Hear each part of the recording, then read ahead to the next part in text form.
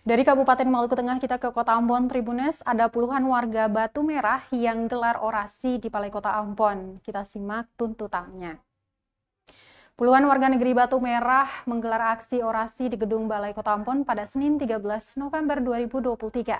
Dalam aksi tersebut, mereka menuntut penjabat Wali Kota Ambon, Bodewin Watimena, untuk melaksanakan keputusan Dewan Adat Saniri Negeri Batu Merah nomor 01 tahun 2020 tentang penetapan mata rumah Parentah Nurlete.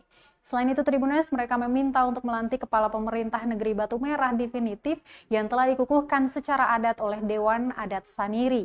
Pasalnya, Tribuners, sejak 30 Maret 2022 lalu, Dewan Adat bersama masyarakat adat telah melaksanakan pengukuhan atau pembayatan adat Raja Negeri Batu Merah atas nama Rabeatinur Nurlete secara adat.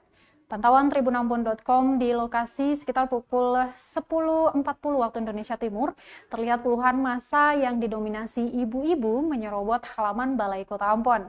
Massa membawa sejumlah poster serta menyampaikan aspirasi mereka. Salah satu poster bertuliskan Bapak Wali Kota Sukasi Parang Parkatong. Ada pula poster berisi kritikan keras kepada pemerintah Kota Ambon, yakni jangan menjolimi adat.